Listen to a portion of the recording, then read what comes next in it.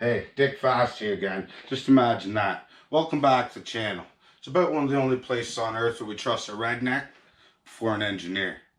But hey, that's my problem. Today, it's gonna hit the fan big time, lads. We're installing twin tit 12 inchers on our 85 Cutlass 442. Let's get into it. It's a 455 big block right there. Blue glove right there on it. Frick. Partially naked. Amazon special right here. And one of my favorite things about getting something new is getting something new. One thing I hate the most is getting it out of these stupid boxes.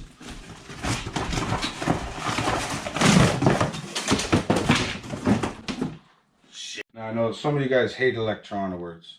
And you'd rather have, the old nuts and bolts crimped down in a vise than get into the type of project like this where you gotta mix up all kinds of electronics, but not me. So this next thing I do here is probably gonna chap your arse worse than winter weather, but an organized guy like me, I took the Jeep Liberty of just laying my tools out like a Tyson opponent so you could see what I'm gonna use. And I've highlighted a couple tools here.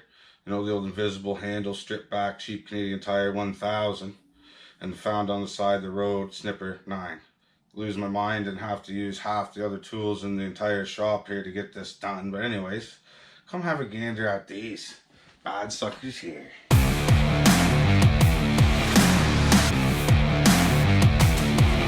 Visible handle, Canadian Tire word 1995. Found on the side of the road 15.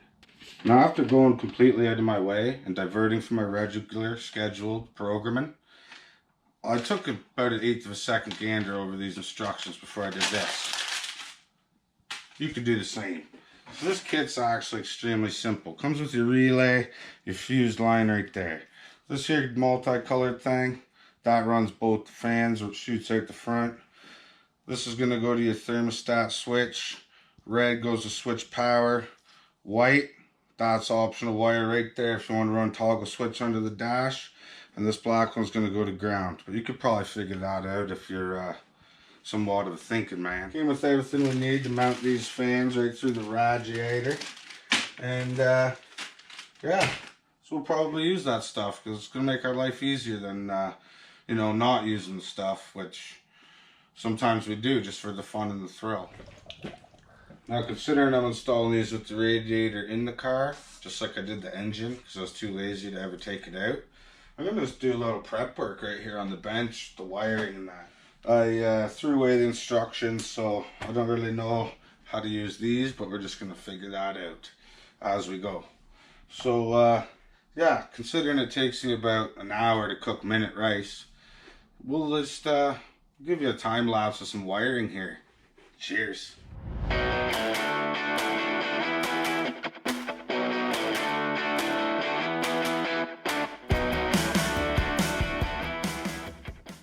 Now check this out, got a wicked tech tip for you right here. So yeah, when you get your wire stripped there, you're going to want to make sure that your end you're going to use is the heat shrink end, right? And in order to get the loop you want, you're probably going to be way too big right there. That's just expected, no question there. So yeah, get that stripped off about 1 inch longer than you need it. Then you fold that back a couple times, twist her up. Look at that, nice ball right there. So that's just going to stab right in there where you want it. Contort your fingers like some kind of circus act so you can hold that in place with one hand. Then get your crimpers here. See, we're set up in our invisible handle 9s have a crimping section here. So you just pick the one that's likely just the one too small for what you're actually doing. And then squeeze on it, ensuring that you break the seal on that heat shrink seal that's there so that it's useless. That's always great.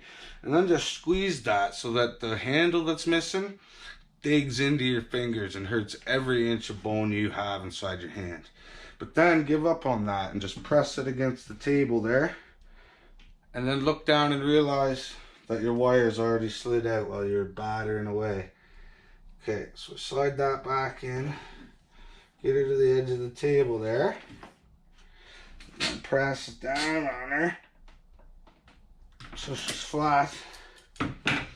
And then realize that, hey, you got her pretty good. But then, the best part, take your lighter and just cook this thing till it's black as Cajun chicken. If this whole thing ain't just black, you probably need to put more lighter to it.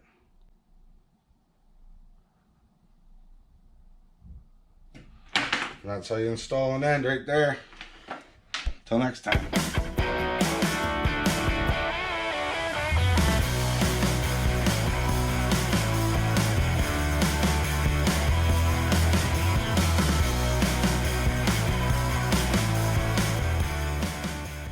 Alright, so I got the wiring harness all delegated there. All of our ends put on. Extended dot there, sucker.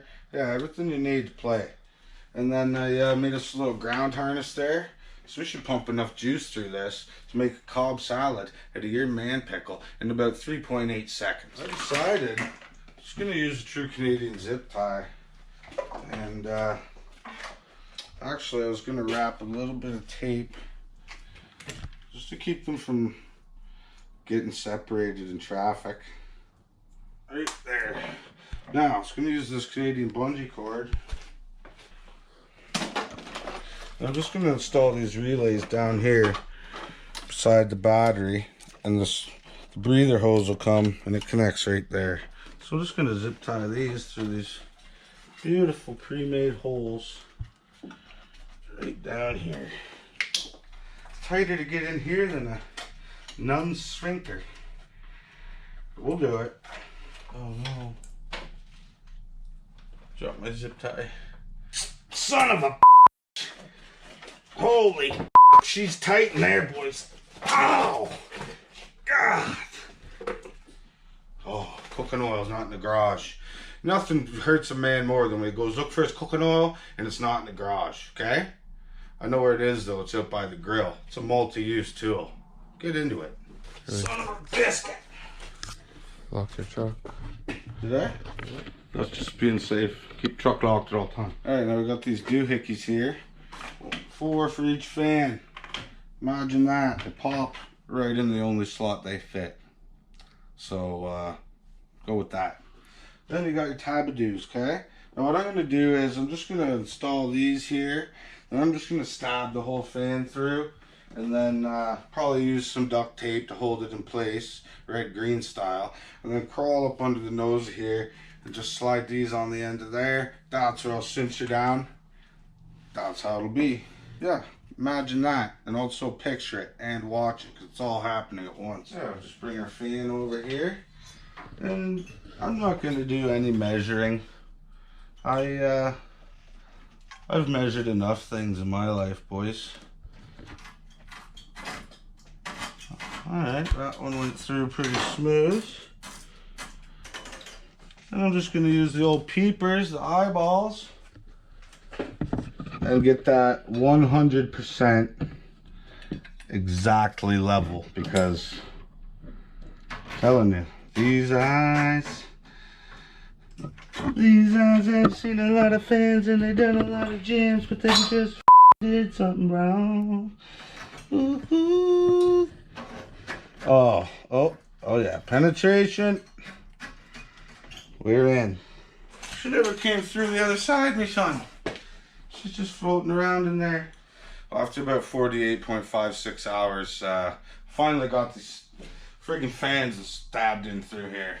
That's like stabbing the last victim in a Scream movie. It's never easy. Gosh. So now I just gotta push our little pushy pins there up on the front. And those are all held in place. But check this out.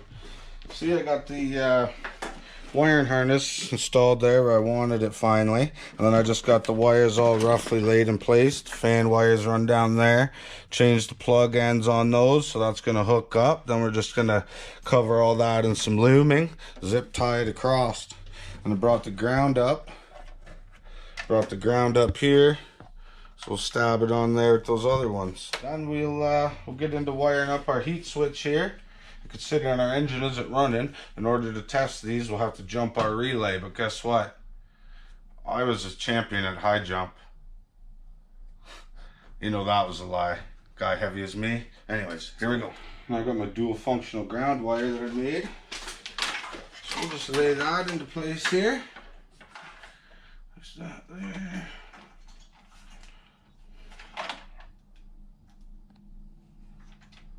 There. The other one.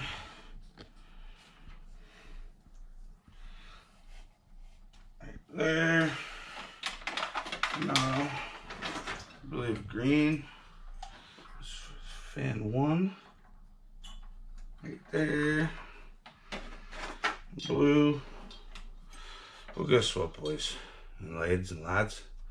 That's fan 2 right there. So now, what we got running back, we got our 2 fans connected. There's 3 wires running back. So we'll get those, we'll get this all wrapped up in looming. And use our trusty zip ties to put that across that lower rad support there. That's just going to be about as pretty as you've ever seen. So yeah, this is actually really simple. Your 2 blacks are your grounds. The yellow is your trigger wire, which is going to go to your heat switch. The other side of your heat switch is just going to go to ignition power. So when you have the ignition on, sending power to that there switch. And then when the temperature gets to what it is, I got a 190 thermostat, and these fans run, I don't know, somewhere in that range. So basically this is just going to be on this is just going to run at 190 all the time with the setup I got. So your trigger wire go to that. Then when your heat gets to where it needs to be, which I imagine, I forget, maybe 185, 190 on this here heat switch, that's going to click on, that's going to send power to the relay, which is going to send full juice from your battery down to your 2 fans. Now I don't have time to finish wiring this or cleaning this all up, make it look pretty today, because I got to go and run some bundles to a job site. But in my next video, I'm going to get all this wiring all cleaned up. We got some of this braided looming and some wire tabs. We're going to get everything looking just beautiful. But for right now, I got the Jerry Rig 9000 Canada style going on, baby. So check this out. I'm amazed at how quiet these fans are. So that's power, grounded. Then we'll click our relay on. Those are moving a lot of air, ladies and laddies. Those are moving more air than your talker. Hell, these are moving more air than my talker, and I never shut up, so you can imagine. That would be a ton of air. Yeah, anyways, thanks for watching. The next video, we're going to plumb this all up, get the wiring done, and then next weekend, we're popping the carburetor and the distributor in this thing. We're going to fire it up and break that camshaft in. Like I told you in the first video, my father-in-law and a friend of his, they've been going through the carburetor, drilling out more orifices than you could imagine, replacing with some copper bushings and things like that. Some old school hot rodder tricks going on there. Same with the distributor. They've adjusted the timing curve, welded it off, everything like that. We'll walk you through it when we get there. But anyways, thanks for watching. Till next time, cheers, ladies and lads.